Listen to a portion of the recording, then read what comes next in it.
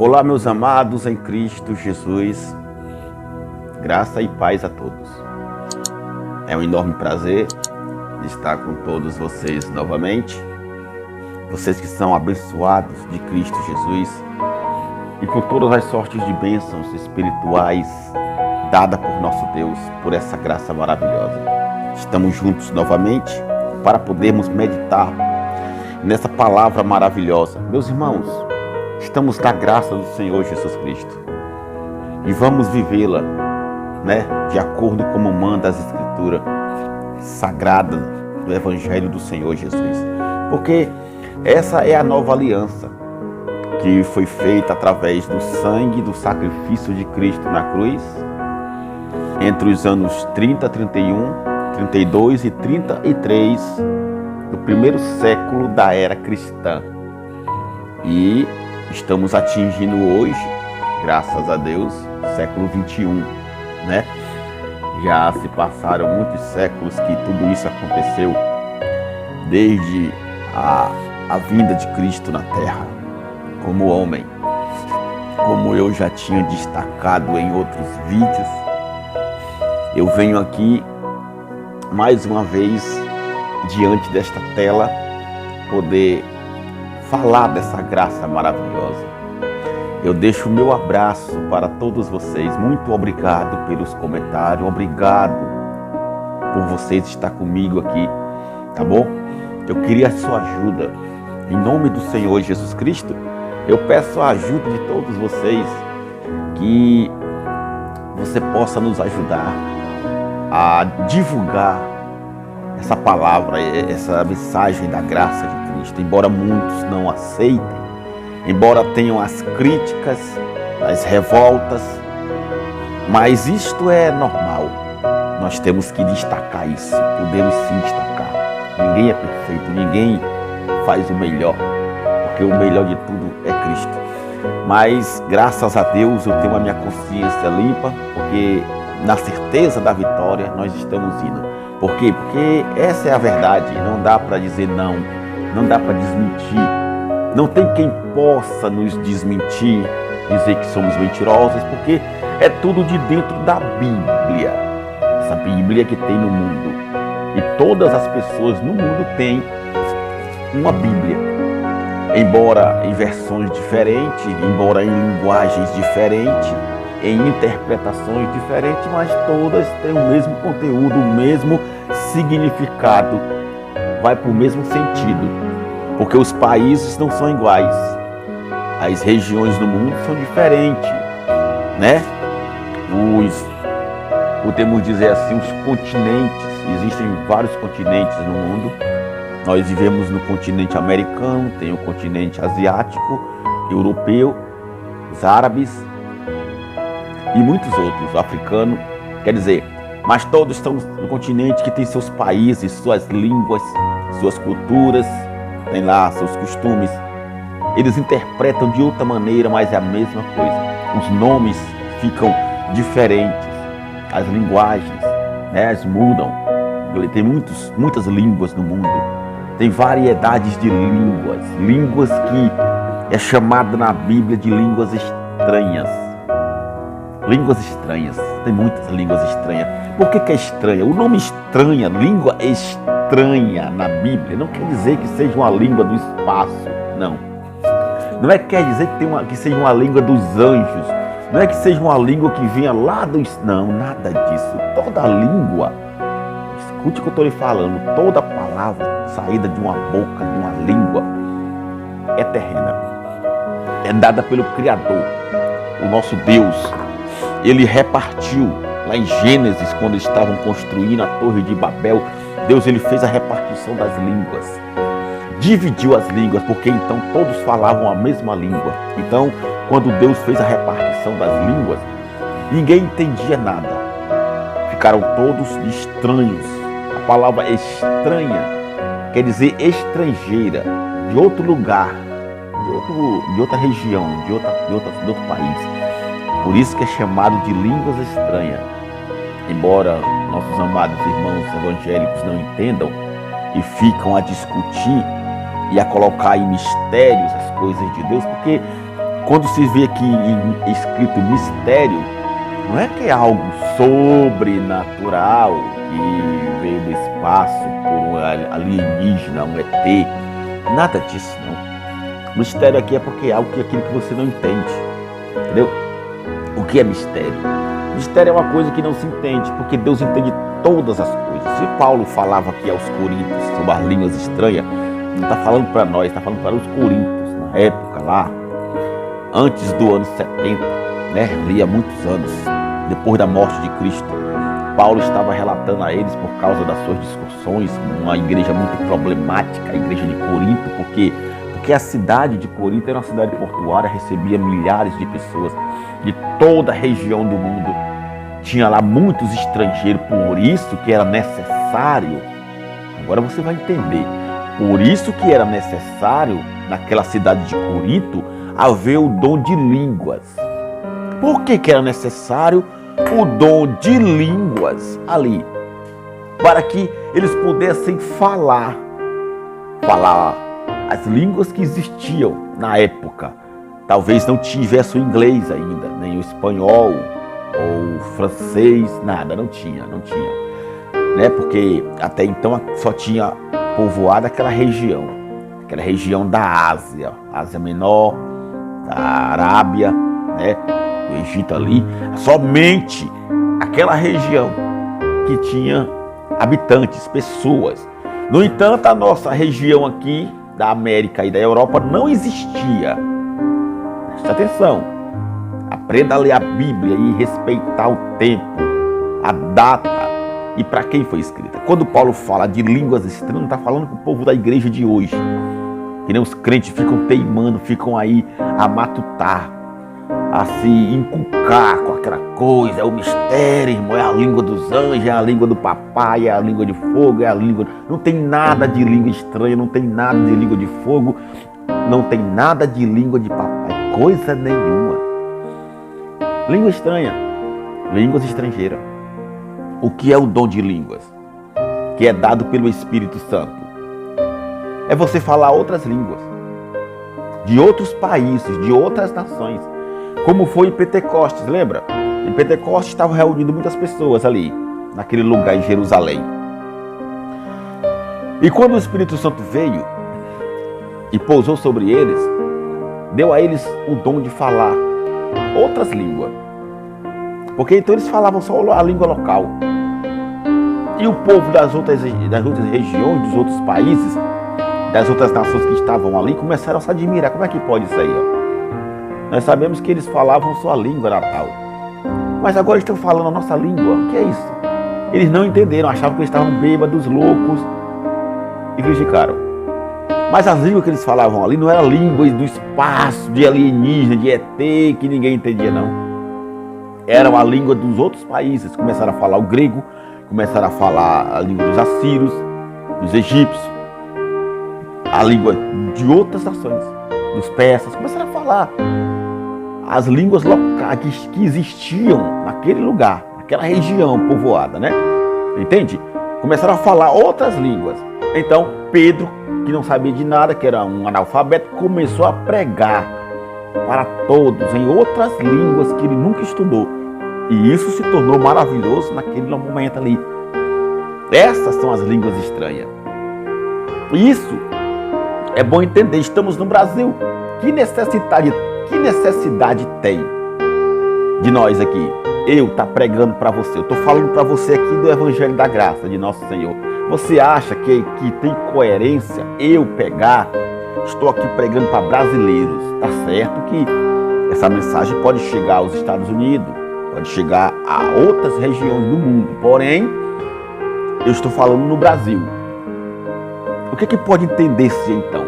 O que se pode entender? Se eu estou falando para vocês aqui no Brasil, estou pregando para você que sou brasileiro, a nossa língua é portuguesa, eu tenho que falar no português. Se eu fosse pregar para outra nação, inglesa, francesa, espanhola, ou que fosse, né, da Europa, com certeza eu falaria outras línguas. Falaria no inglês, no espanhol, no francês, no latim. no hebraico. Por quê? Porque eram outras nações. Mas eu estou no Brasil. Eu tenho que falar o português.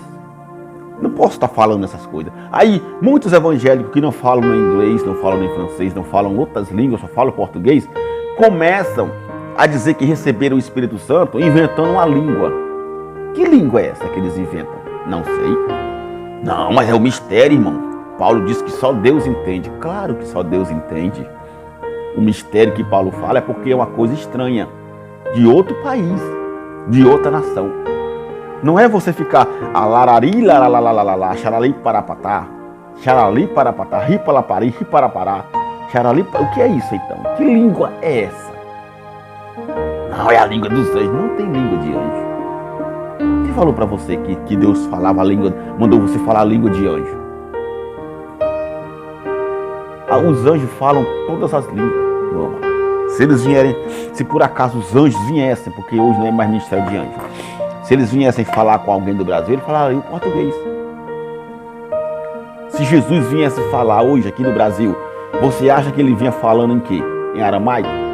Em latim? Em hebraico? Em inglês? Não. Por quê? Porque o povo é brasileiro, o povo fala português. Então, ele vem falar como? Em português. Quando Cristo, Jesus, ressuscitado, falou com Paulo na estrada de Damasco, que língua foi que ele falou? Ele falou a língua dos hebreus. Ele falou a língua de Paulo. Porque senão Paulo não teria entendido. Senão Paulo ficaria surpreso. Ué, como é que eu vou entender? Jesus não podia falar uma língua que ninguém entende, porque senão ficaria estranho. Não serviria de nada. Então você tem que pregar a sua língua. Você tem que falar a sua língua, o português. Pare com essa mania de falar uma palavra. O que é isso? Não é nada. Pergunte para ele. E você que fala isso, você entende o que você está falando? Claro que não. Não entende nada do que se fala. Pergunte para essa irmã que fica enrolando a língua nos cultos, dizendo que está louvando ao Senhor em línguas estranhas, que é um mistério que só Deus entende. Pergunte o que ela está dizendo. Se ela sabe o que está falando, se tem alguém que interprete. Se tiver, o que o pessoal vai interpretar? Nada. Por quê? Porque primeiro que essa língua que ela fala, nunca nem se viu. Talvez nem exista. Da mente. Da mente do ser humano. Eu também fiz isso. Você sabia? Eu também fiz isso dentro de uma instituição religiosa. Eu queria mostrar que tinha o Espírito Santo. Eu queria mostrar que estava cheio do Espírito Santo. E aí, nas reuniões no culto de busca do Espírito Santo deles, né, que tem um negócio de buscar, que eu não sei para que é isso, ninguém busca. Você não pode buscar o que você tem, o que está dentro de você. Porque Paulo já falava, ninguém pode falar que Jesus Cristo é o Senhor se não for pelo Espírito Santo. Então, se você fala que Jesus Cristo é o Senhor, é porque você está falando pelo Espírito Santo. Paulo já tinha dito isso. Ninguém pode falar se não for pelo Espírito Santo. Então, quem fala que Jesus Cristo é o Senhor, é porque está falando pelo Espírito Santo. Não está falando por si mesmo. Ninguém fala Jesus Cristo é o Senhor por si mesmo. Ninguém confessa que Jesus Cristo veio em carne por si mesmo. Todos que confessam é pelo Espírito Santo. É o Espírito Santo que lhes revela Cristo ressuscitado. Então, como é que você tem que estar buscando? É o engano da religião. E eu me enganava com isso. Eu tinha que estar buscando. E ali estava eu. Eu queria mostrar. Eu vou mostrar para você agora as línguas que eu inventava na minha mente. Que eu achava que era. Você naquele embalo, naquela emoção. Eu tive essa presença também, né? Para eles tem que ter um fogo, tem que vir aquela emoção, aquela vontade de chorar, aquela coisa, porque senão não recebeu o Espírito Santo. No culto de louvor, que não tem aquele fogo, aquela sensação, para eles não foi bom. Quer dizer, é algo assim até, o que é que eu posso dizer, estranho da gente comentar, mas é isso mesmo, ninguém pode ir contra. Mas eu falava, entendeu? Eu inventava e vinha aquela linguagem ali que eu nem sei o que era, acredita, pessoal? Eu não sei o que era aquilo ali, meu amado. Bom, eu peço desculpa por isso, mas essa é a verdade. Não podemos ocultar, não é isso mesmo? Não. É uma verdade que que não se pode ocultar de maneira nenhuma. Bom, então, meus amados, em nome do Senhor Jesus Cristo, vamos entrar no nosso assunto aqui hoje, para a glória de Cristo, né? Eu quero que você abra a sua Bíblia, em nome de Jesus aqui. Vamos meditar no livro de Efésios, capítulo 6. Efésios capítulo 6 e versículo 10.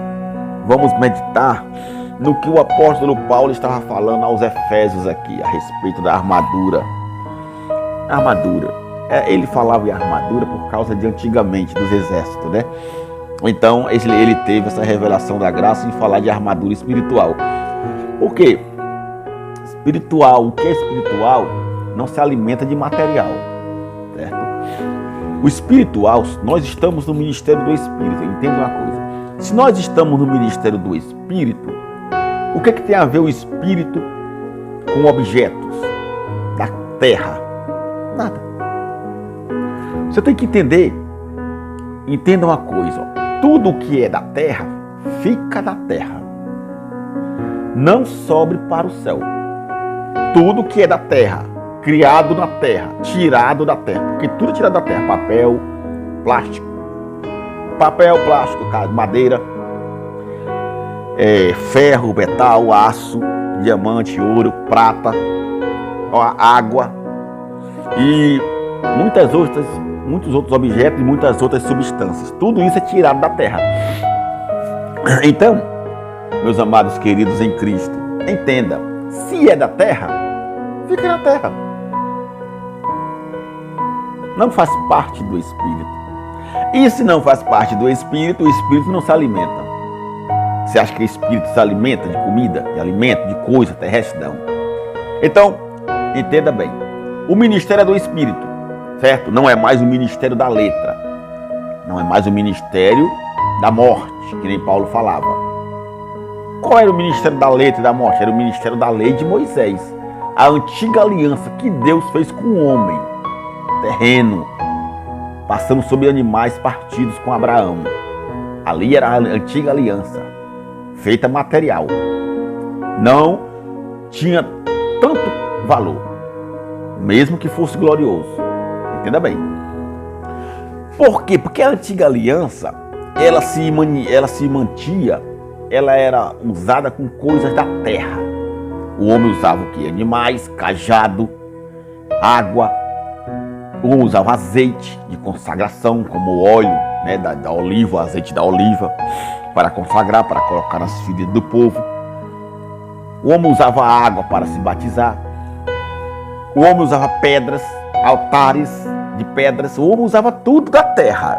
Era a antiga aliança.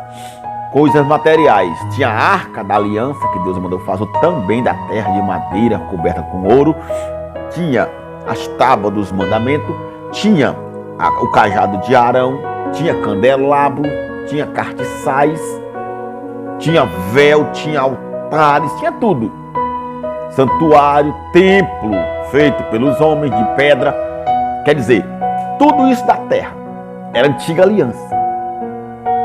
Então Paulo disse que tudo que é da terra fica antiquado, se envelhece e desaparece. São coisas que com o uso se destroem. Não é permanente, não é eterno. É transitório. Então, Cristo veio, Romanos capítulo 10, versículo 4. Porque o fim da lei é Cristo, para a justiça de todo aquele que crê. Pronto. Cristo foi o fim da lei. Ele pôs fim a essa antiga aliança, que era material, não era do Espírito. Acabou. Na cruz ele falou, está consumado. Então, o que acontece então? O que é que eu estou querendo que você entenda? O que eu estou querendo que você entenda é que essa antiga aliança não existe mais hoje, século 21. Desde o ano 70, com a queda do templo em Jerusalém, para cá, que tudo que era da lei, da antiga aliança, acabou. E o que era da lei, da antiga aliança, que os pastores evangélicos não querem que você acredite e entenda? Por quê? Porque se você entender o que eu estou falando aqui, eles não vão mais ganhar dinheiro. Essa é a verdade. Você entenda que o que faz eles omitirem a verdade de você, o que faz eles esconderem a verdade, a não falar a verdade, é porque vai arrancar deles o luxo, a riqueza. Eles terão que trabalhar. Porque você sabe que a maioria dos pastores não trabalham, vivem às custas das ofertas e do dízimo do povo. E eles sabem que se falar a verdade, essa mamada vai acabar. Essa barganha vai acabar. E Paulo, lá em Tito, já tinha falado que faria o comércio das pessoas usando a palavra. O Deus deles é o ventre. Isaías já falava que eles eram cães gulosos. Jeremias já falava que as suas casas são como gaiolas cheias de pássaro, aprisionando os homens com suas luxúrias, com suas blasfêmias, com suas doutrinas de homens e não de Deus. Mentes corrompidas e malignas, pervertendo casas inteiras, subordinando as pessoas, fraudulosamente enganando, usando a palavra de Deus, como tem feito hoje milhares de igrejas evangélicas. Entenda isso. Por quê? Porque não conseguem a sã doutrina do Evangelho da graça de Cristo, não entra neles. É como coceira nos seus ouvidos. Eles não conseguem. Por quê? Por causa da ganância. Meu amado, só para você ter uma ideia, preste atenção. Olha só, eu vou lhe falar aqui uma coisa. Eu vou lhe falar uma coisa aqui que você precisa entender. Entendeu? Quando eles calculam o valor que pode receber de 200, eu vou colocar 200 pessoas. 200 só. Só 200 pessoas mesmo. Calcule você comigo. Uma igreja pequena, né? Que eles chamam de igreja, mas igreja somos nós. Um local pequeno que recebe 200 pessoas. Calcule comigo 200 pessoas a 100 reais. Só a 100 mesmo. Vou botar 100 reais só. Que é muito mais que as pessoas dão. Quanto é que dá por mês? Vamos lá. Preste atenção. Uma das pequenas, a menor. Eu estou botando aqui uma pequenininha. Entendeu? Que só suporta 200 pessoas. Meu amado, tem 20 mil reais todo mês. Fora ofertas e campanhas que é feita. No total, talvez chegue a 30 mil. Você sabia? Uma pequenina só. Imagina as outras maiores, que chegam a 10 mil pessoas, a 5 mil, a 2 mil, a 1.000 pessoas, a 500 pessoas. Quanto é que não se arrecada? 500 pessoas a 100 reais. 50 mil reais. Você já imaginou? É bom ou não é? É bom demais. Todo mês você ter ali 50 mil reais, 30 mil reais. Ainda dizem que não pode ajudar. Tá vendo aí a mentira? Eu frequentei aqui onde eu moro, uma pequena igreja do sistema religioso evangélico, desses cães gulosos. Ela comportava quase 300 pessoas. Essa igrejinha arrecadava 30 mil reais por mês. E só para você ter uma ideia, além dela arrecadar 30 mil reais por mês, olha só, e eu comecei a analisar. Peraí, meu Deus, eu quero a tua sabedoria. E o Espírito Santo foi trabalhando. Então, o pastor estava sempre pedindo ajuda para pagar ônibus. Olha só, tinha que pagar jornais, 300 reais de jornal. Inacreditável, né? Tinha que pagar a internet, 70 reais da internet. Preste atenção. Uma igreja que arrecada 30 mil reais todo mês, fica pedindo para pagar a internet de 70 reais. Para para pagar jornal, para pagar a água, para pagar a luz, para você comprar tinta para pintar, cimento para reformar. Fica pedindo ajuda, fica coletando dos pobres, coitados lá de dentro. Eu fui um que ajudei lá. Eu trabalhei de graça para eles várias vezes. Inacreditável, né? Por quê? Porque eles colocam na tua cabeça e na minha colocaram que ali é a casa de Deus, que é a obra de Deus e que você tem que amar, tem que fazer por amor.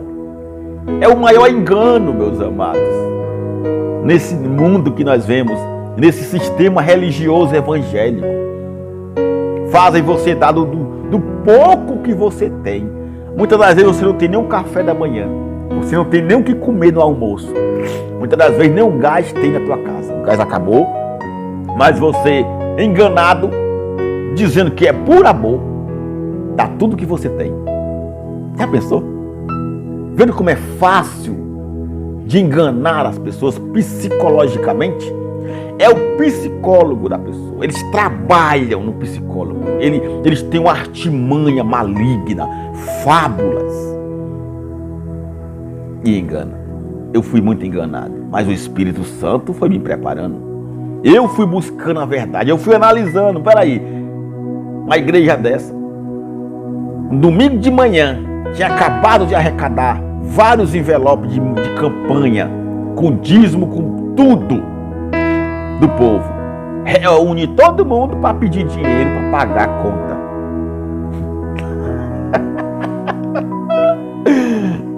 A pessoa, e eu fiquei imaginando, peraí, rapaz, o camarada acabou de arrecadar aí no altar dele um monte de envelope e uma sacola cheia, aliás, 2 sacolas cheias.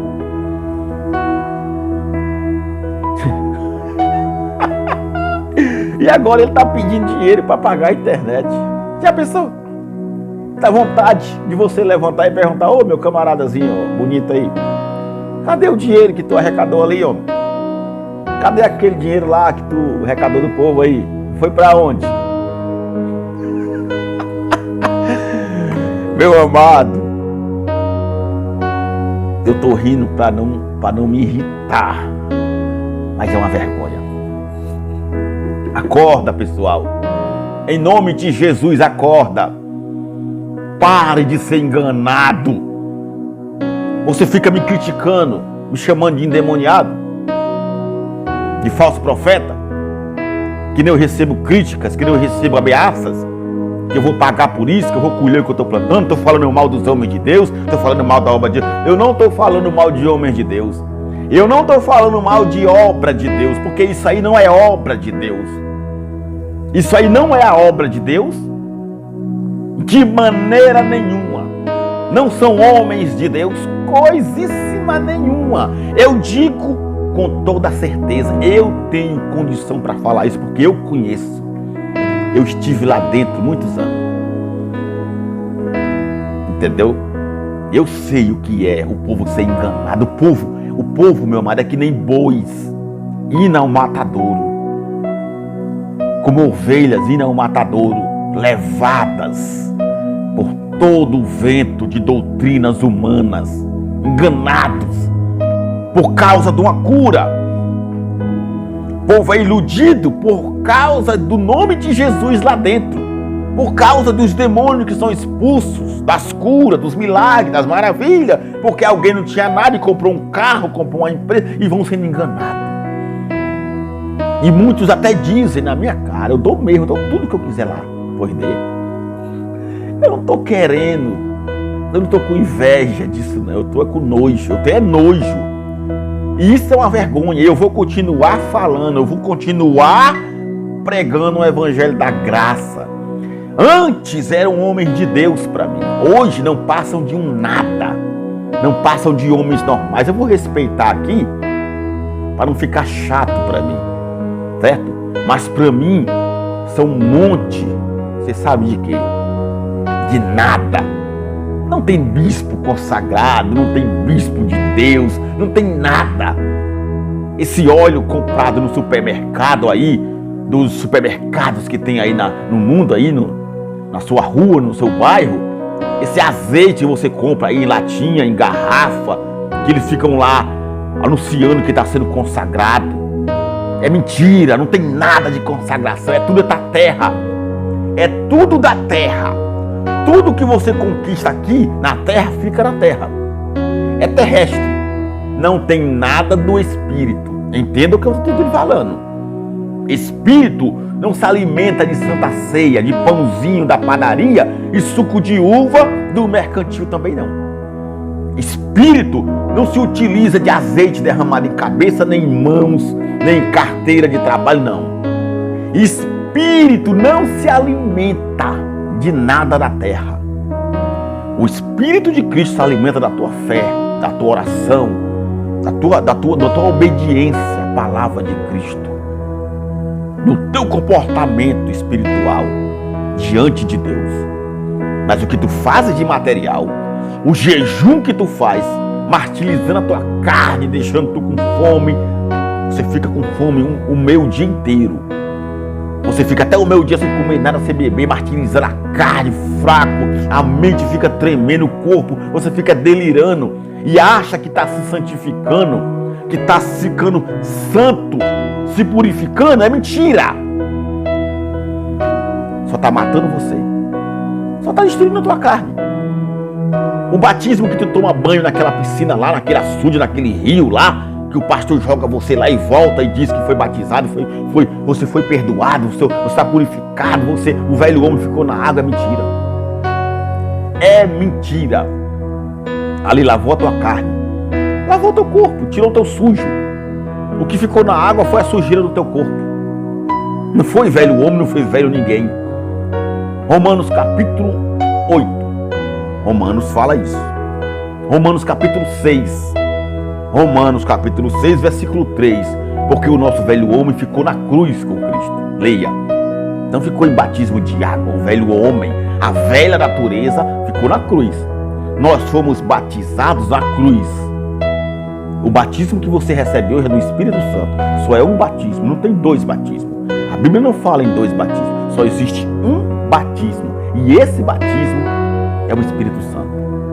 João Batista falou: eu batizo vocês com água, mas o que vem após mim batizará vocês com o Espírito Santo e com fogo. Qual é o fogo? O juízo que viria. Entendeu? Com o Espírito Santo. Mas Jesus se batizou, mandou porque era lei. Na lei de Moisés era assim, era a antiga aliança, era a lei do Espírito da morte. Estamos na lei do Espírito de vida. Hoje, nós vivemos o ministério do Espírito. E nesse ministério não tem mandamentos. Então eu vivi toda essa mentira. Você me entendeu? Eu vivi. E o povo não enxerga isso. O povo ama. Eles não trabalham. Para que vão trabalhar? Tem carro, meu amado. Tem carro. O pastor que vivia aqui na igreja que eu andava, ele morava num condomínio de luxo aqui, porque a igreja deles, né, chamada de igreja, tinha 3 mansões dentro desse condomínio de luxo. 3 casas grandiosas, luxuosas, toda bonita para eles morarem. Você já pensou? Preste atenção. Para eles morarem no ar-condicionado, vidraças, no granito. Eu digo porque eu trabalhei lá dentro desse condomínio, eu vi as casas, viu? Os melhores carros. E você, eu, morando na pior casa, morando até de aluguel, pegando do salário que você recebe, 1.045, tirando R$105 para dar todo mês. Às vezes você dava até 200, eu cansei de dar R$300. Era 30%. Você ia colocar o dízimo normal e depois colocava mais 200. Isso representa a tua fé. Mentira. Isso representa a tua fé. Isso não representa a tua fé. Isso representa a tua burrice, a sua falta de conhecimento. Éramos como os mulas. E quantos não estão lá dentro assim e amam aquele povo? e adoram aqueles povos ali. Não tem mais dízimo, meu amado. E mesmo que tivesse, não era para nós, só era para os levitas. Leia a Bíblia. Era alimentos, não era dinheiro. Quem criou a lei do dízimo depois do ano 70, no século V, foi exatamente um certo Agostinho, lá pela África. E depois Carlos Magno, entre o século VIII, oficializou na igreja: quem não desse o dízimo teria que pagar um imposto caríssimo, seus bens seriam confiscados, e o povo passou a dar o dízimo. E aí veio se oficializando o dízimo em dinheiro, que não tem na Bíblia. Foi tirado da Bíblia, mas não tem na Bíblia. E não era para. Então o povo não conhece. O povo vive a ser enganado, gosta de ser enganado. E os evangélicos, com a reforma de Martim Lutero, também adotaram o dízimo. Por quê? Porque é uma maneira muito fácil, meu amado, de ganhar dinheiro. Não tem imposto. Não tem imposto de oferta, de dízimo, de campanha de igreja. Não tem nada. É um dinheiro limpo. Você recebe do jeito que você passa. É muito bom. É melhor ser pastor do que ser mecânico. Você está me entendendo? Aí você acha que o pastor que está aí nesse luxo todo vai pregar o evangelho da graça para o povo? Não vai. Por quê? Porque se ele for pregar o evangelho da graça, das cartas de Paulo, ele vai ter que parar com a barganha. E aí, ele vai ter que trabalhar. Todos esses bispos, apóstolos, missionários aí que passam na televisão, que tem seus templos luxuosos, vão ter que trabalhar. E você acha que eles querem trabalhar? Não. Ele já trabalhou muitos anos, né, para o governo e calculou que tudo que ele trabalhava ali não ganhava nada. E ele calculava muito bem. Trabalhava com números. Entenda comigo. Ele só precisava o quê? Ele só precisava de 200 pessoas. E aí, de 200 pessoas, tem milhões. Agora imagina só você aí. Só uma com 300 pessoas. É quase 50 mil reais por mês. Entre tudo. Agora tu imagina todas. Quanto é que não dá? Aí o dito fala para você que não tem nada. Fala para você que não tem nada, olha só. O dito fala para você que pastor não tem nada. Hã? Você acha que isso é verdade? Acorda, pessoal. Quantos milhões e milhões não arrecada todo mês? E fica pedindo teu dinheiro para pagar ônibus, para pagar a internet. É ou não é? Na hora que a pessoa está lá pedindo ajuda, o que eles fazem? Reúne o grupo, reúne os obreiros para arrecadar alimento. E a igreja é cheia de dinheiro.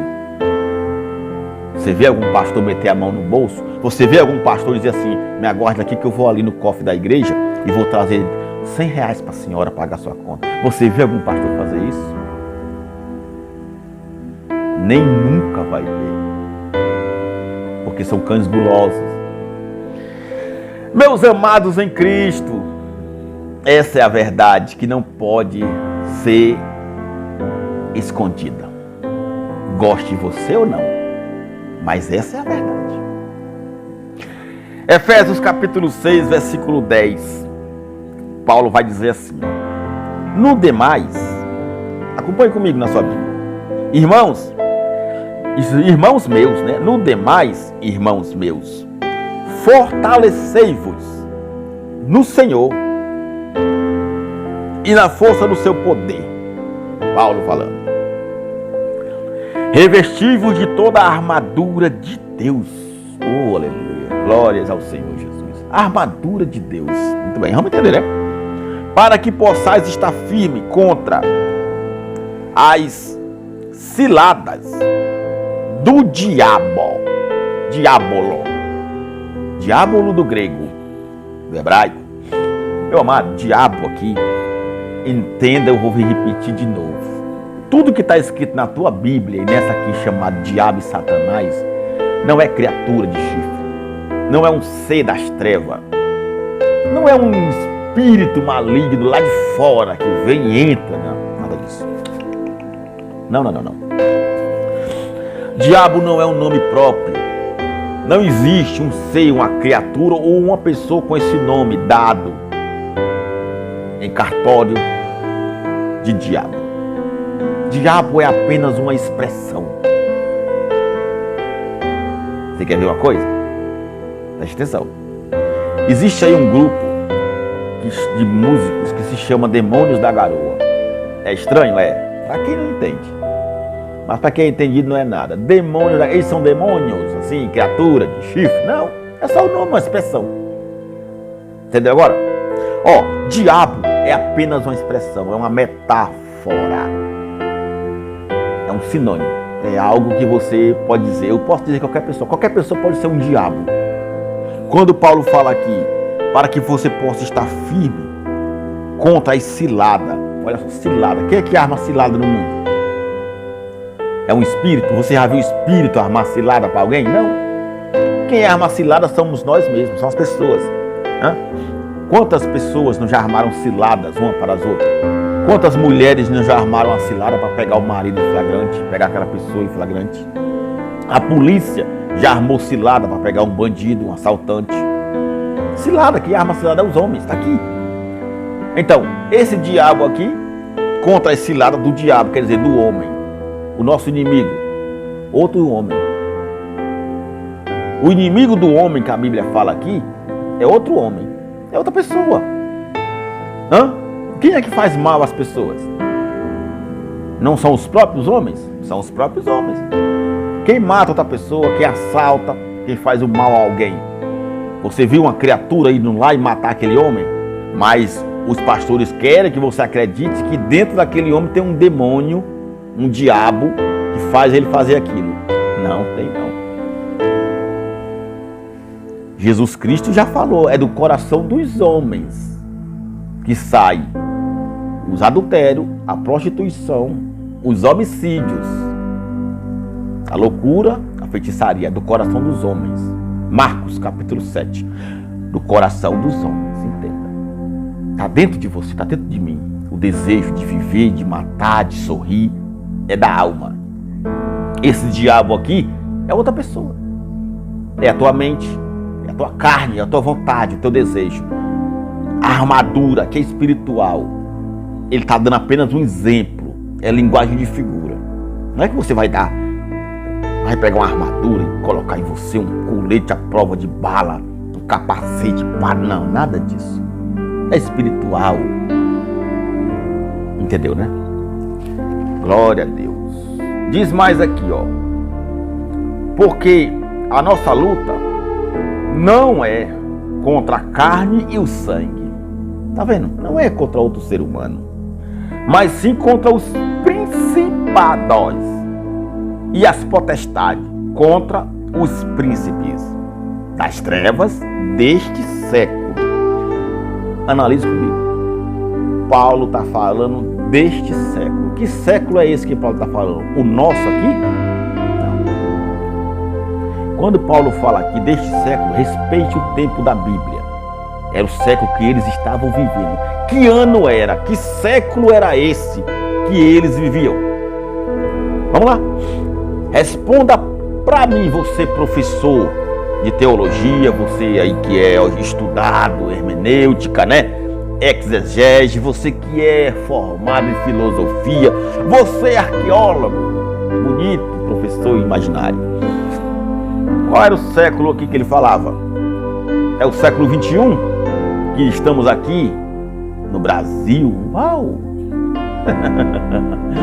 Não, meu amado, ele está falando do primeiro século da era cristã. Não havia Brasil nesse tempo. Nessa época aqui que Paulo está falando, não tinha Brasil, não tinha América, não tinha nenhum continente europeu, nem América, nem nada. Só havia eles. Este século, olha só, contra os príncipes das trevas deste século, contra as ordens espirituais da maldade nos lugares celestiais. Celestiais. O que é celestial? Religião celestial. Meus amados, regiões celestiais são essas que nós vivemos. O século que ele fala aqui era o século que eles viviam. Porque ele aqui, Paulo está escrevendo essa carta aqui aos Efésios, ele preso em Roma. Ali, se você não entendeu ainda, você pode entender que era antes do ano 70, entre os anos 54, 55, ou 60, 61, ou 67, assim, era nesses anos da era cristã, do primeiro século. Entenda. Então você tem que respeitar o tempo. Ele está falando para eles lá, não é para nós não, viu? Quando ele fala aqui, as hortas espirituais do mal nos lugares celestiais, não está falando no reino de Deus lá no céu, não. Essa região celestial aqui, ó, aqui está acima de nós. Nós vivemos nessa região celestial, estamos abaixo do céu, e todo o céu cobre o planeta Terra inteiro. Então, essa terra está na região celestial. Quem eram os principados? Quem eram os principados que Paulo falava aqui? A luta dele era contra os pastores, meu amado.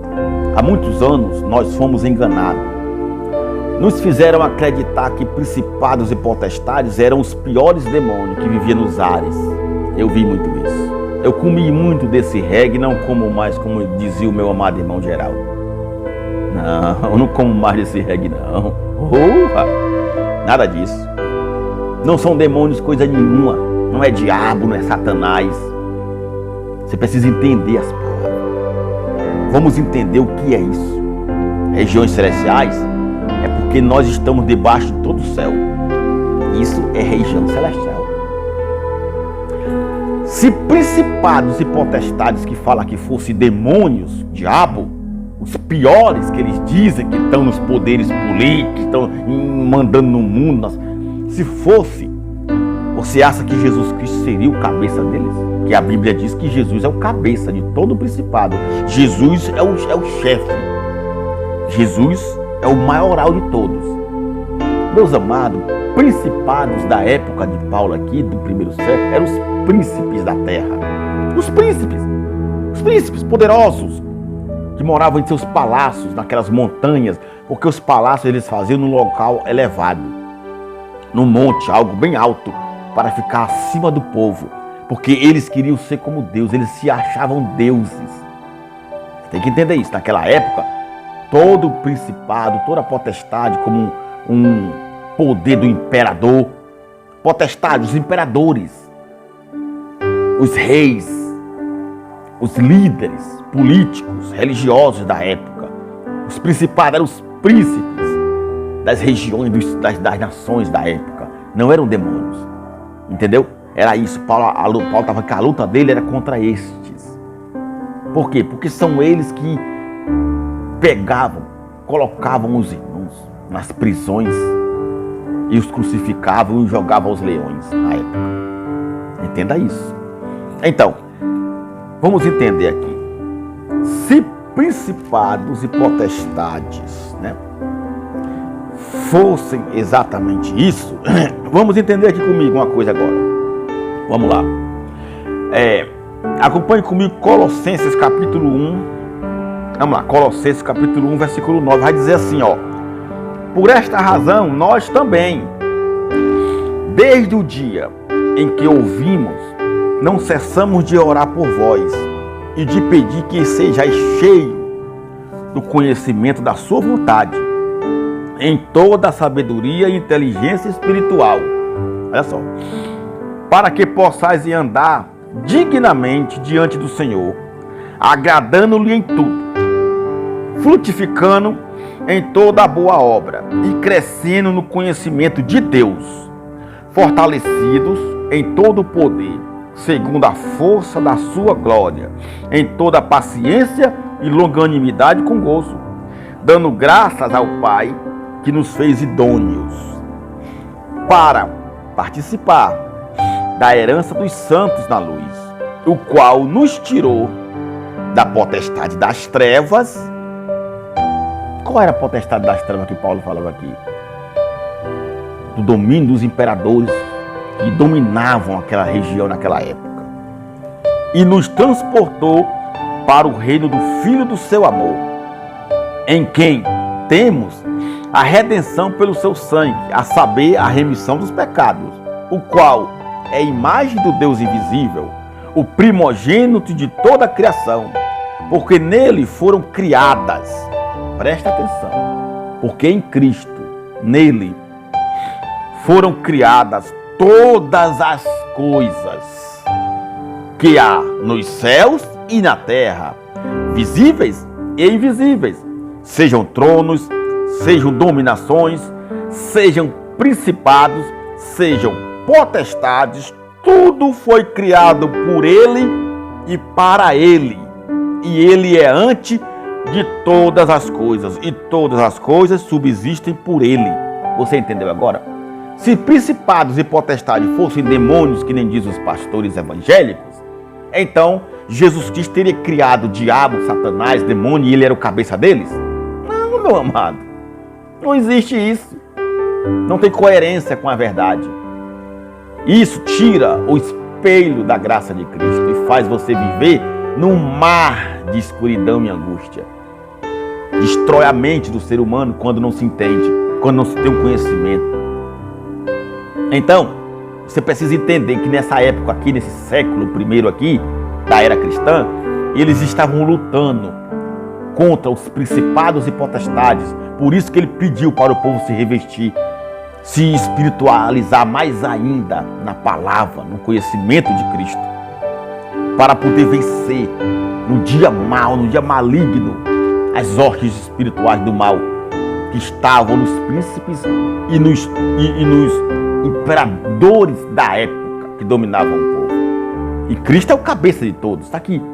Porque tudo foi feito para ele e por ele. Está aqui. Olha só, porque nele foram criadas todas as coisas, seja que há nos céus ou na terra, visíveis e invisíveis, sejam tronos, sejam dominações, sejam principados e sejam potestades. Tudo foi criado por ele e para ele, porque ele é antes de todas as coisas. Cristo é antes de tudo. Antes de tudo existir, ele já existia. Então foi ele quem criou tudo. Eis o sentido de você ver. Eis o sentido. Aqui no capítulo 2 de Colossenses, vamos entender mais ainda agora. Ele vai dizer aqui no versículo 8, ó, tende cuidado para que ninguém vos faça presa sua. Olha só, Paulo já estava alertando o povo naquela época. O pessoal tenha cuidado, meus amados, para que nenhum idealista, ou teólogo, ou professor estudado, faça de você um escravo. Domine você como árbitro sobre sua vida. Olha só. Tende cuidado para que ninguém vos faça presa sua por meio de filosofias. Aleluia. O que é filosofia? Astúcia humana. O fulano, o ser humano, faz suas reuniões secretas. Os líderes, presta atenção, os líderes inteligentes, né? Fazem suas reuniões secretas, examinando, estudando como é que se faz para arrancar teu dinheiro. Como é que se faz para arrecadar 1 milhão em um dia? Estudando como é que se faz para arrecadar 5 milhões em um dia, 30 milhões em um mês, 100 milhões, 1 bilhão em um ano, calculando. É assim, filosofias, é o que Paulo fala aqui. Então eles vão criando, eles vão buscando dentro da Bíblia, eles não vão buscar em outro lugar. Por quê? Porque é claro, meu amado, que se eles forem buscar em outra fonte, em outra coisa que não seja a Bíblia, você não vai acreditar. Por quê? Porque você, infelizmente, é guiado, é atraído pela isca que eles têm como pescador. Não é assim que o pescador atrai o peixe, usando uma isca para camuflar o anzol? O anzol ele tem a ponta. Mas o que é que cobre a ponta do anzol para que o peixe não veja? Uma isca. E o peixe sem conhecimento, sem inteligência, vê aquela isca, mas não se lembra, não imagina que por trás daquela isca tem algo pontiagudo que vai cravar sua carne. Entendeu? Assim é você. Assim é o ser humano. Não imagina que por trás daquela isca maravilhosa que os cães gulosos usam, existe uma barganha, um toma lá da cá. É o maldito toma lá da cá inventado por eles. Ou dá ou desce. Já viu ele falando? Ou dá ou desce, meu amado. É assim. Ou dá ou desce. É tudo ou nada. Ou é tudo ou é nada. Com Deus não tem metade. Já ouviu falar isso?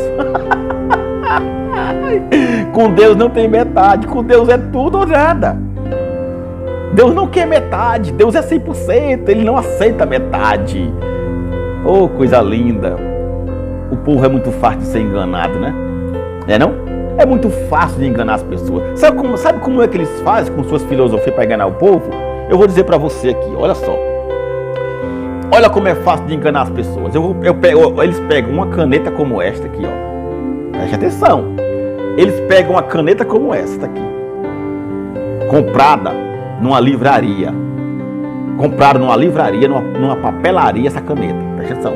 Aí eles vão e compram 500 canetas dessa, conforme o número de pessoas que eles têm lá dentro. Eles colocam no altar, chamado de altar, aquele palco lá, aquele palanque. Aquilo não é altar, é um palanque. Não tem mais altar hoje. Aí eles dizem assim, pessoal, essas canetas estão sendo consagradas ao Senhor. Aleluia, oh glória. E quando for na segunda-feira, você que vier aqui para a reunião da nação dos 318, dos empresários, dos não sei o que eles criam, quem pegar essa caneta vai assinar um contrato milionário. Olha só, olha só. E quem são as pessoas que estão lá dentro?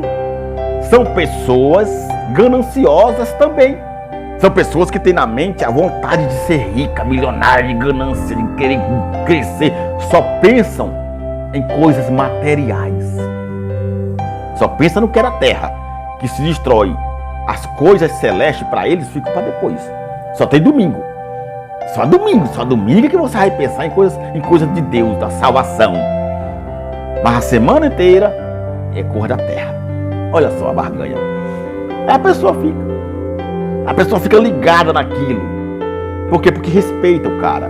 Vê aquele cara lá, aquele fulano, aquele moço bonito, bem vestido, bem aparente, com um belo paletó, uma bonita gravata. O cara fala muito bem, a oração é maravilhosa. Ele pega lá aquele azeite comprado no supermercado, que diz que veio de Israel. Pessoal, que vem de Israel. Que venha de Israel, que venha do Egito, seja lá de onde for, não é nada. É da terra. E tudo que é da terra se destrói. É terreno. Não tem nada de Deus. Pega lá e vai consagrando a caneta. Tá aqui, irmão. Tá consagrada a caneta. Olha só, tá consagrada. Uma caneta como essa, comum aqui, não é nada não. Eu peguei muito isso. Aí eles vão fazer a oração. É muito fácil, pessoal. Olha só. Olha a oração. Meu Deus, em nome de Jesus, eu peço que o Senhor consagre esta caneta. Que o Senhor coloque o teu poder nessa caneta, olha só. E a pessoa, meu Pai, que pegar essa caneta, ela vai assinar um grande contrato. Ela vai ser milionária, ela vai montar uma empresa, a empresa dela vai progredir. Ela vai assinar contratos milionários com pessoas estrangeiras. Meu Deus, que o teu poder esteja nessa caneta. A pessoa que pegar, ela nunca mais vai passar necessidade. Ela vai assinar cheques, ela vai assinar isso, ela vai assinar um monte de coisa, meu Senhor. E ela será uma pessoa muito abençoada. Então, em nome de Jesus, consagre essa caneta. E faça com que a pessoa que pegue essa caneta seja muito abençoada, seja muito próspera, que não falte dinheiro na carteira dela. Que ela seja uma pessoa próspera e muito abençoada. Em nome de Jesus, que o Senhor consagre essa caneta. Em nome do Pai, do Filho e do Espírito Santo, eu consagro essa caneta. Em nome de Jesus. Amém. Amém, pessoal? Pronto. Veja se não é fácil. Me diga aí. Quem é a pessoa que está ali, no seu psicólogo ali parado? A mente dela não trabalha lá fora, trabalha ali dentro. Você fica preso aqui dali. Você fica fitado. Os seus olhos fitam nele, no que ele fala, porque é uma boa oferta. O que ele está falando ali é algo agradável, atraente aos seus olhos, à sua ganância. É a isca que o pescador usa para piscar o peixe. É claro que quando ele falar assim, você que quer essa caneta e vai fazer e vai fazer o voto com Deus de R$ 500. Vem aqui na frente, meu filho, levanta todo mundo. Porque o cara fala bem, o cara falou que está consagrado, orou, a oração dele é bonita. Diga se não é, meu amado. E assim você vai e pega com 1.000, com 2.000, pega com 500, com 200, e você pega e faz e coloca no altar deles. Eles pegam todo o teu dinheiro e leva e acabou. Quem foi abençoado? Algum vai dar um testemunho lá. Quem? Na tua igreja, quantos foram? Eu só sei que na que eu vivi aqui, eu vi várias campanhas dessa e eu não vi nenhum ser empresário. Eu não vi nenhum assinar contrato milionário. Eu passei o tempo todo olhando.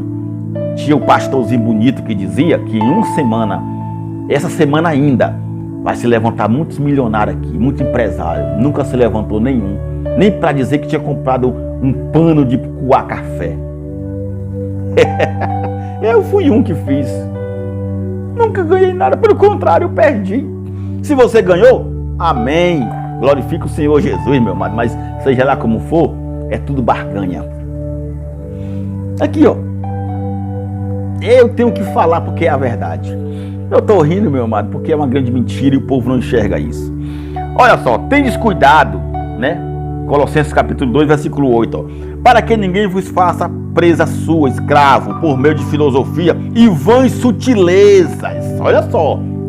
Segundo a tradição dos homens. Segundo a tradição dos homens. Não tem nada de Deus. Aqui Paulo falando.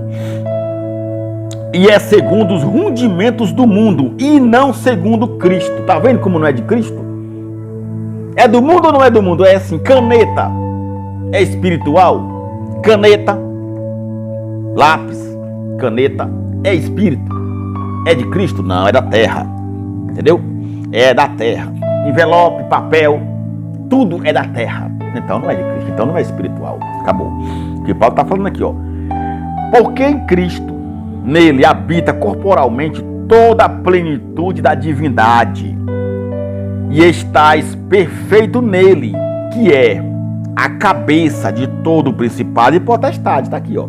Cristo é o cabeça de toda a potestade, de todo o principado. Então, se principado e potestade fossem demônios, os piores, bichão lá de chifre, uma cauda enorme, né? Aquele garfozão na mão, parece o Aquaman, o Aquaman da Liga da Justiça. Isso é ficção, é filme. Oh, meu amado, em Cristo, vamos viver o que é real. Vamos viver a graça de Cristo. Esse evangelho maravilhoso que não tem nada disso, não tem essa lambança. Não tem essa lambança, né? De vai e vem, toma lá da cá, coloca tudo no altar, vem pro altar de Cristo, e Deus é isso, e Deus é... Nada disso. Jesus Cristo é usado como isca para atrair você. Claro que tem que ter a Bíblia, claro que tem que ter Jesus Cristo, senão você não crê. É só isca. A Bíblia é uma isca para você. Como o pescador usa a isca. É a Bíblia, é Jesus Cristo que acaba sendo usado como isca para enganar você. Aí você crê.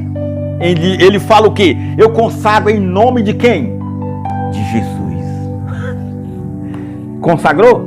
Não. Mentira. Mas na frente essa caneta nem existe mais. A tinta vai acabar. Às vezes se perde, vai pro lixo. Acabou. E aí? Cadê a consagração? Eu fui consagrado, né? Segundo eles, várias vezes. Eu nem conto as vezes que eu recebi aquele óleo comprado no supermercado aqui vizinho na minha cabeça.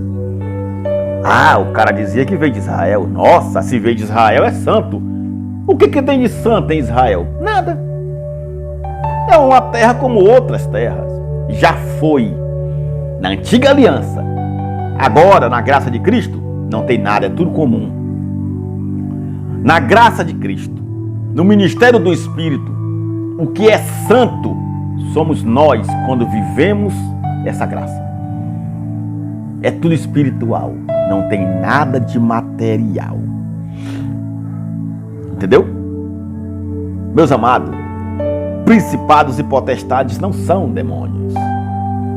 Eles dominam as pessoas como um ditador. Eles citam suas regras. É assim que eles fazem. Dominam as pessoas. Então, é isso que eu tenho que dizer para você hoje, nessa manhã maravilhosa, em nome de Jesus. Vocês já são abençoados pela graça de Cristo.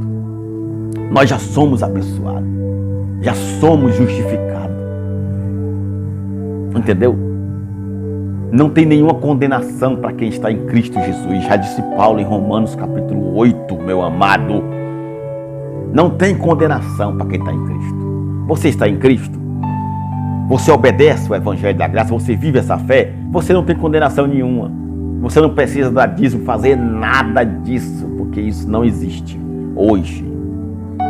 Só existe a graça de Jesus. E ela, para mim, é o bastante. O sacrifício do Senhor Jesus para mim foi o suficiente. Creia, você também. Eu me despeço de todos vocês agora, agradecendo a todos. Muito obrigado por tudo. E vocês são mais do que abençoados debaixo dessa graça maravilhosa de Cristo, tá bom? Fiquem com Cristo na paz, no amor e na felicidade. Vamos em frente? Assim é e assim será. Até a próxima.